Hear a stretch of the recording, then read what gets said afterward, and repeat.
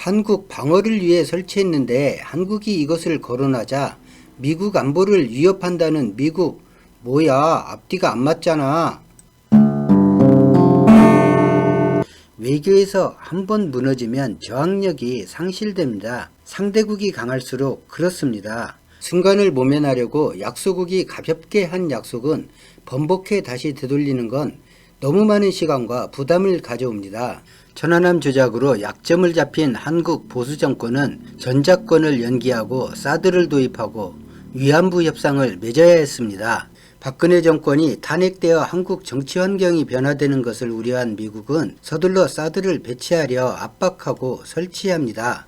정권이 진보 정권으로 바뀌면 미국이 원하는 MD 방어 체계를 한국에 도입시키기 어렵다고 판단해 무리수를 두었지만 군사적 지식이 전무하고 외교 정세에 둔했던 당시 황교안 권한대행은 자기 정권으로 문제를 넘기라는 야권과 시민사회 요구를 무시합니다. 탄핵될 경우 대권 도전 구상을 한 그로서는 지지 기반인 여당 요구를 수용해야 했습니다. 일본에도 사드 2기가 설치되어 있습니다. 이 사드 레이더는 한반도를 향해 있고 바다를 향해 있습니다. 한일 양국에 설치된 사드는 미군이 운용합니다.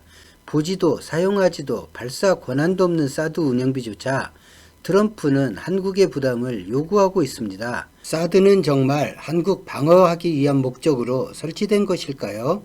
중국 사드 보복이 시작되고 한류가 중국에서 중단되고 반한 감정으로 한국 제품은 점유율을 급속히 잃어가고 진출 기업은 이런저런 행정 조치에 막대한 손실을 보았습니다.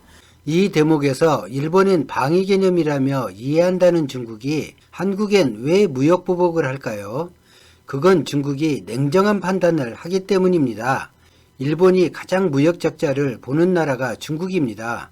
중국의 일본은 돈 잘 벌어먹는 교역국입니다. 반면 한국은 중국이 무역 적자를 보는 3위 국가입니다. 일본을 제재하면 결국 중국이 벌 돈을 못 벌지만 한국을 제재하면 문화 침투도 막을 수 있고 소비재 경쟁에서 자국 기업에 기회가 돌아갑니다.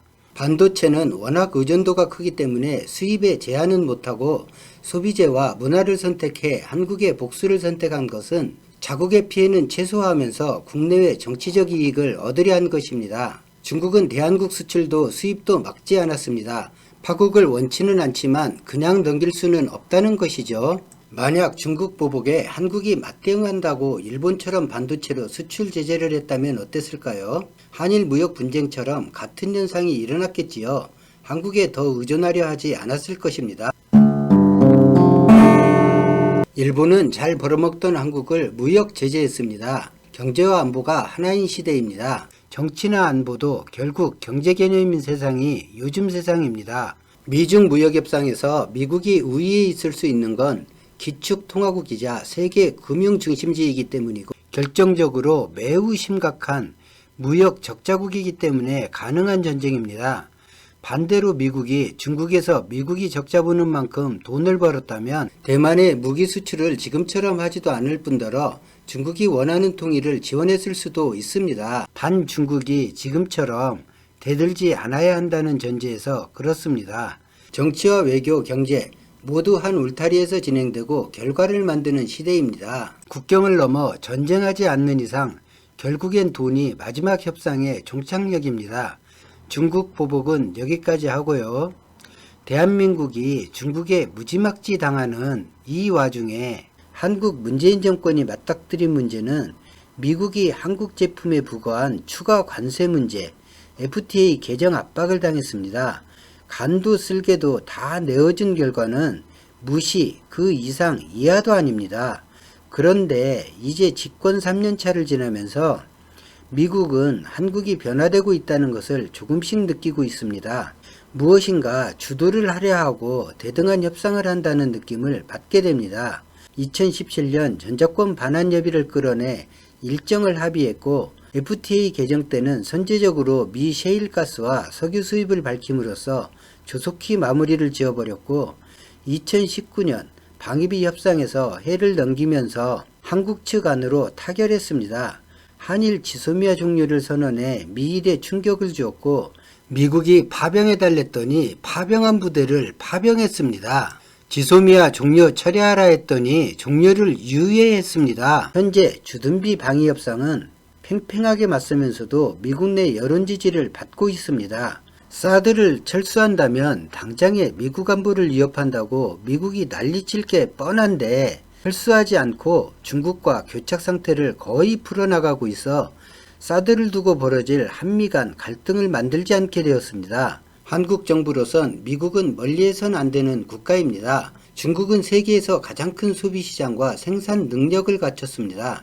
중요한 두 나라 사이에서 추가 분쟁을 일으키지 않고 해결하고 있는 이런 외교는 결코 쉬운 것이 아닙니다.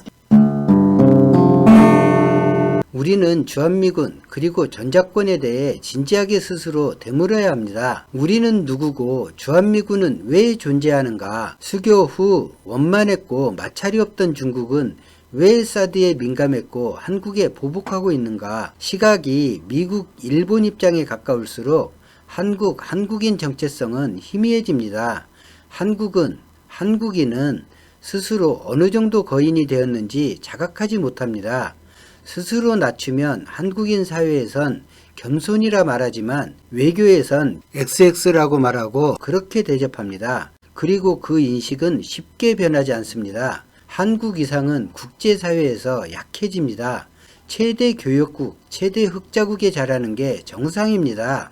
일본은 최대 흑자국인 한국에 무렴치한 짓을 아주 많이 자주 합니다. 이런 시기에 돈 안 드는 아주 좋은 외교가 있습니다. 물론 국내에선 물고 뜯고 하겠지만 중국이 단호한 대처를 하는 모습은 참 놀라웠고 한국이 이런 과감한 정책을 하는데 많은 참고가 되었다. 이런 발언입니다. 이런 외교적 발언은 중국 언론에 즉시 과대하게 포장되어 전해지고 중국인에게 우호적 감정을 만들어냅니다. 또한 중국 정부에선 시기적절한 지원 사격을 받는 그런 모양이어서 한국을 향한 태도가 한층 부드러워질 것입니다.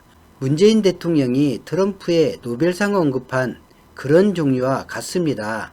물론 이 언급은 트럼프만 좋아했습니다. 돈은 안 들고 상대의 호감을 사는 외교적 언행은 의외로 매우 중요합니다. 구독은 제게 많은 기쁨과 보람을 줍니다. 오늘 영상은 여기까지입니다. 고맙습니다.